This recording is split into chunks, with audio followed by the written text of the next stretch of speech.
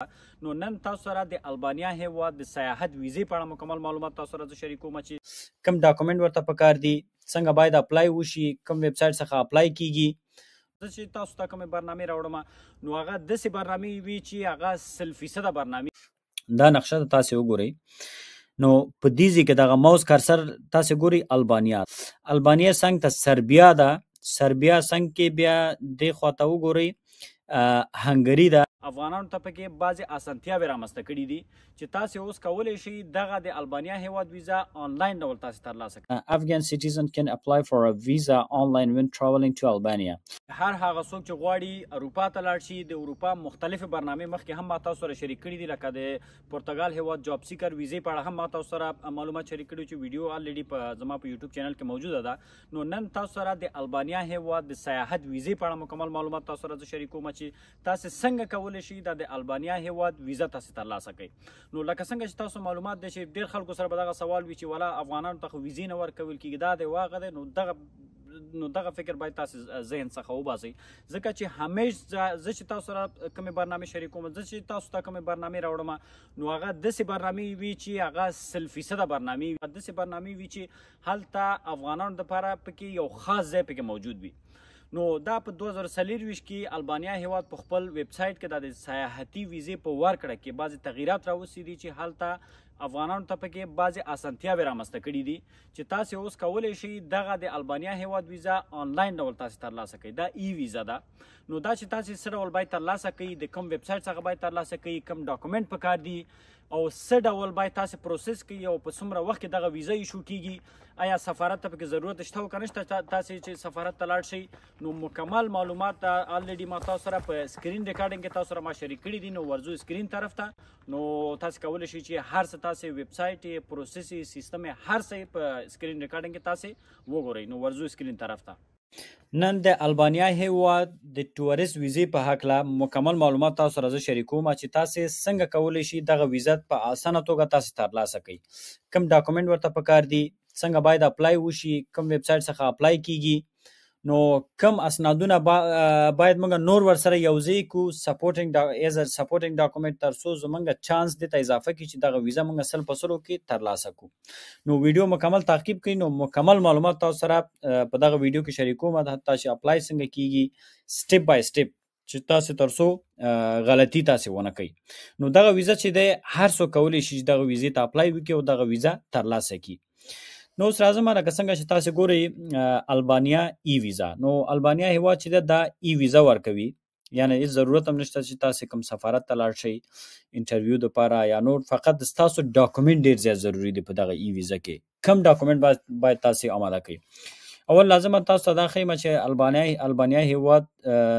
اروپا په کوم ځای کې دا موقعیت لري. دا نقشه ته تاسو وګورئ. نو په دې ځای کې دغه ماوس کرسر تاسو ګورئ البانیا څنګ ته سربیا ده. سربیا څنګ کې بیا دې خواته وګورئ هنګري ده. هنګري څنګ کې بیا اتریش ده. بیا اتریش څنګ کې دې څنګ ته ایټلی ده او دې څنګ کې بیا جرمني ده، فرانکفورت ده. صحیح شو. او بیا دې څنګ ته چې کوم یو ده دا سویټزرلند ده. یعنی که چېرته تاسې دغه هیواد ویزا واخلئ د البانیا هیواد، نو تاسې چانس لرئ چې دغه اروپایي نورو هیوادونو ته هم تاسې سفر وکړئ، ځکه چې دا پارټ اف یورپ ده. او د البانیا هیواد نفوس چې ده 3 میلیونه نفوس ده، بیخي کم ده نفوس او پیسو واحد هم لږ ده، ال ای کې په نوم د پیسو واحد ده. اوس دا نقشه کې تاسو وکتل چې د البانیا شو، څنګ کې سربیا ده، بیا ورپسې هنګري ده، ورپسې بیا آسټریا اتریش، بیا فرانکفورت، دې خواته سویټزرلند. اوس راځو دې باندې غږیږو چې کوم ډاکومنټ پکار دي، کوم ډاکومنټ باید تاسې ولرئ. نو دې ځای کې تاسو وګورئ البانیا ټورست ویزا کوم ډاکومنټ ورته پکار دي. ویزا ښه هیلث ډیکلریشن یعنی هیلث انشورنس پکار ده سر په سرو کې انشورنس باید تاسو ولري ویلډ پاسپورت باید تاسو ولري سفیشینټ فندز باید تاسو ولري سفیشینټ فند مطلب دا چې تاسو ټوریست ویزا تاسو اخلي نو چې ټوریست ویزا تاسو اخلي باید تاسو بانک سټیټمنټ تاسو ولري چې حد اقل 3 میاشتې یا شپږ میاشتې باید چلیدلې ووسی او څه پیسې هم باید تاسو ولري چې کله تاسو سفر کوئ دا د دې باید دا معنا وکړي فرض مثال تاسو مکمل د سفر اخراجات خپل تاسو کور کولای شئ ریټرن ایرلاین ټیکټ او هوټل ریزرویشن او دا شیان هم ضروری دي اوس راځو ریکوایرمنټس هم راځو ریکوایرمنټ کې کوم څه پکار دي پاسپورت پکار ده نو پروف اف اکوموډیشن پکار ده چې تاسو باید هوټل ریزرویشن تاسو کړی اوسېږي چې کله فرض مثال دي ځنځي تاسو کم زی ته تاسو ځي مکمل د سفر هر څه چې کوم هغه ډاکومنٹ پکار دي دوه طرفه فلایټ ټیکټ کول پکار دي د فلایټ ریزرویشن دا هر څه باید تاسو ولري ها بل لازو travel itinerary د سفر مکمل پلان د سفر پلان باید تاسو ولري چې فرض مثال تاسو زی نو کم ځای ته تاسو زی کم ځایونه تاسو وزټ کوئ نو دغه سفر پلان په وخت کې مکمل د یو کور لیټر جوړول پکار دي یعنی مکمل د سفر برنامه باید تاسو سره موجود وسیږي نو مکمل چې فرض مثال کم ځای ته تاسو زی حتی چې دوه ځایو کې تاسو باید هوټل بوک کړئ هوټل ریزرویشن په دوه ځایو کې تاسو وکړئ چې فرض مثال دیزی ته زم چې کله زی په څومره دیزی کې ما وګرځیدم بیا غي نو ورسره فلان کې زی ته زم هغه ځای کې هم تاسو هوټل ریزرو کړی وسیږي د فلایټ ریزرویشن باید تاسو سره موجود وي نو هر څه باید تاسو دغه ډاکومنٹ تاسو ول مکمل سفر پلان باید تاسو سره موجود وسیږي نو بیا ورپسې gather your document دا اوس راځو دا نور شایان به خپل ویب سټ کې تاسو ته تشریح کوم چې خپل ویب سټ ته زرا شوم نو دا اوس په دې دغه ویب سټ کې زما Albanian e-visa Albanian visa for Afghan citizens. Afghan citizens can apply for a visa online when traveling to Albania. Albania visa is available online for Afghan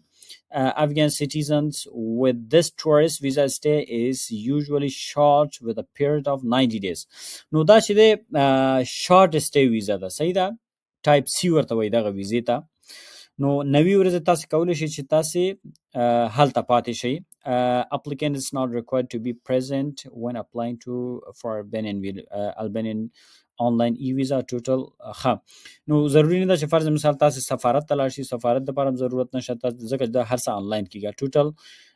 total of 3 documents are required for applying Albanian e-visa نو وای دغه درې ډول ډاکومنټ ته ضرورت لري خو دغه درې ډول ډاکومنټ سره بعض نور ډاکومنټس دي ځکه چې تاسو معلومات دي چې افغانانو ته ویزې دومره په اسانه نه ورکول کیږي هم د خاطر بعض ډاکومنټ دي چې هغه باید جوړ شي د هغه لپاره چې دغه ویزې چانس تاسو ډیر شي ترڅو دغه ویزه تاسو ترلاسه کړئ تاسو وګورئ Albania tourist visa conditions for Afghan citizens ګورئ اپلیکیشن دا not applicant دا چې څوک اپلای کوي فرض مثال دا ان پرسن ضروري نه ده چې تاسو چیرته لاړ شئ میکس سټې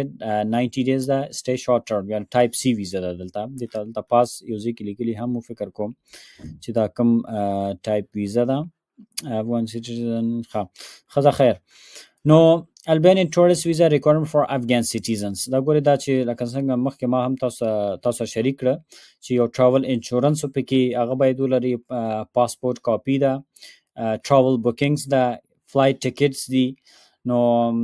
accommodation booking دا hotel booking دا شاین باید تاسو هر څه ولري نور د سفر مکمل پلان دا کور لیټر دا one by one هر څه باید تاسو ولري چې کله تاسو اپلای کوئ هلته یو په یو پکاريږي چې هلته باید تاسو دغه کوي اپلوډ کوي how to apply for Albanian tourist visa from Afghanistan gather your document valid passport online application upload documents online payment دي ته کیږي د خپل فیس هم لري د فارم ویزا پروسیسینګ دا چې کله هر سم سبمټ کړ به ویزا پروسس کیږي به ریسیو ویزا اوس راځو غو اپلیکیشن دا ګورئ اپلیکیشن ته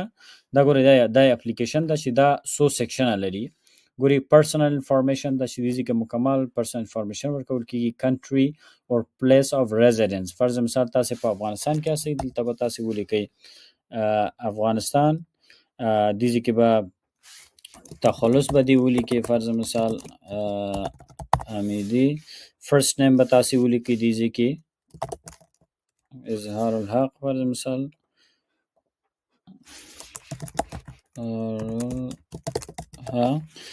نو فرست نیم به تاسې ولیکئ، پرسنل آی ډي نمبر، پاسپورت نمبر به تاسې ولیکئ، کرنٹ نیشنلټي افغان ولیکئ. نو دا هر څه به تاسې ډکې دا څو سیکشنه لري. دا ګورئ پرسنل انفارمیشن دی چې خپل شخصي انفارمیشن د تاسو، ورپسې پاسپورت انفارمیشن د پاسپورت انفارمیشن چې کله دا ډک کړه دلته راځي، بیا ویزا انفارمیشن دا به ډکوئ، فیملی ممبر انفارمیشن دا به ډکوئ، هوست انفارمیشن دا به ډکوئ، ایډرس اینڈ کانټیکټس دا به ډکوئ، اپلوډ ډاکومنټس دا به ډکوئ. چې کله ډاکومنټ هر سم اپلوډ کړه، چې کله هغه ایکسپټ کړلی، بیا تاسو ته ایمیل کې نوټیفیکیشن درته لیږي. چې کله تاسو ایمیل کې نوټیفیکیشن راغی،